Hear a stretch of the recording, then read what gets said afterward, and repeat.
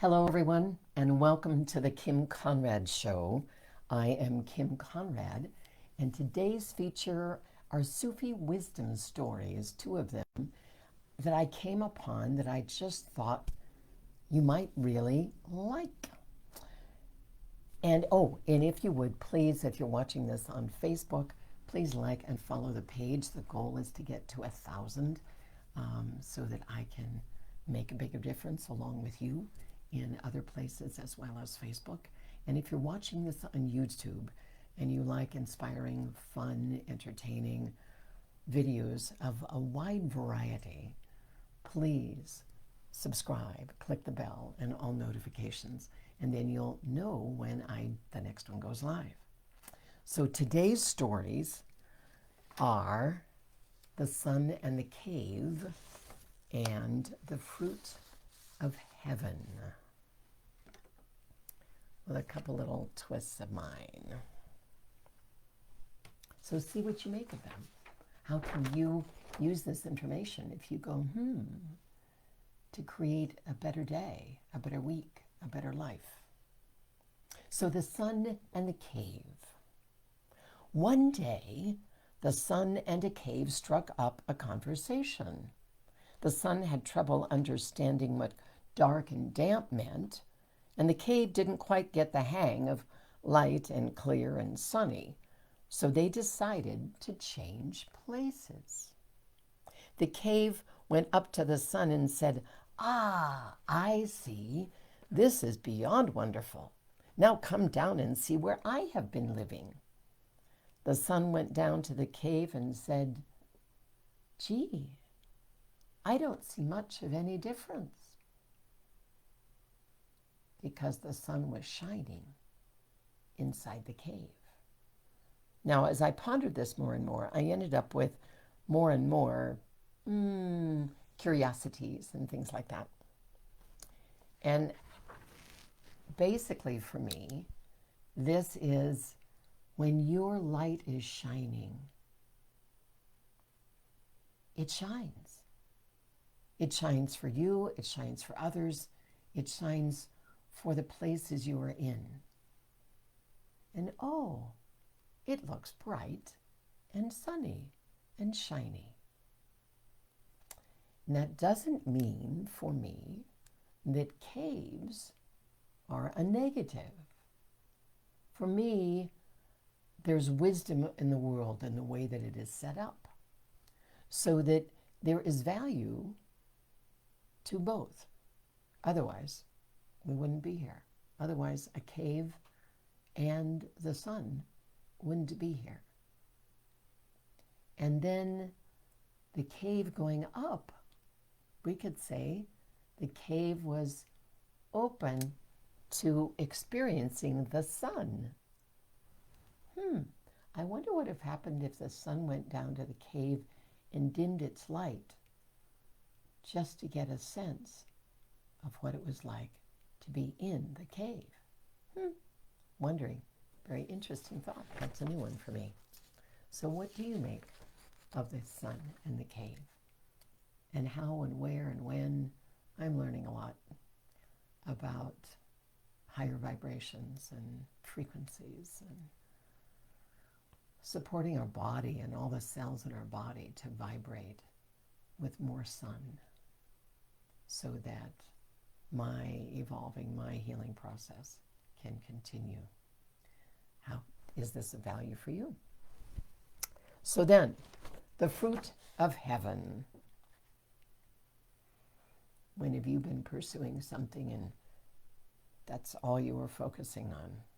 We've probably all done that at some point. There once was a person who had heard of the fruit of heaven, and they coveted it. They asked a certain dervish, being that this is a Sufi wisdom story, they asked a certain dervish, whom we shall call Sabar, "How can I find this fruit so that I may attain immediate knowledge?" "You would be best advised to study with me," said the dervish. "But if you will not do so, you will have to travel resolutely and at times restlessly throughout the world." This person left him and sought another, Arif the wise one, and then found Hakim, the sage, then Majub the mad, then Alim the scientist, and many, many more. 30 years passed in their search. Finally, they came to a garden. There stood the tree of heaven, and from its branches hung the bright fruit of heaven. Standing beside the tree was Sabar, the first dervish. Why did you not tell me when we first met that you were the custodian of the fruit of heaven? Because, Sabar said, you would not have believed me. Besides, the tree produces fruit only once in 30 years and 30 days. And that's exactly how long it took for this person to finally make it to the fruit of heaven tree. Fascinating. Have you found that in life circumstances that, at least I have too, that no matter how hard I try, how inventive or creative, sometimes it's just not time yet. And for this person that coveted the fruit of heaven, thinking perhaps it would solve all their problems and their issues because they would have immediate knowledge, we're still the same person no matter how much knowledge we have. So when we don't process inward, when we don't do our own work and our own journey and our own evolution, our Groundhog Days follow us no matter where we go. I also thought of this story that I heard from Simon Sinek, who was wonderful, by the way, if you want to look him up and don't know about him. Simon, S-I-N-E-K. He's done a lot of study and research and has some really marvelous conclusions. This story was from him about top athletes that he'd studied and interviewed. He found that when a top athlete coveted winning the Olympics or winning or being the top, whatever it was, and that is what they coveted, when they attained it, they experienced Great Depression. They experienced a loss of a sense of purpose. Life was not really good. It was very challenging. However, there was one athlete that he found, and maybe there's lots of others, so I don't mean to imply there's only one, but there was one athlete he found whose goal was to be the best, to attain whatever it was they were to win, to be the best, so they had a bigger platform to make a difference.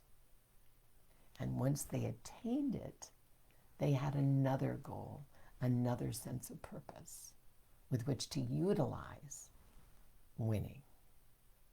And that person had no issue.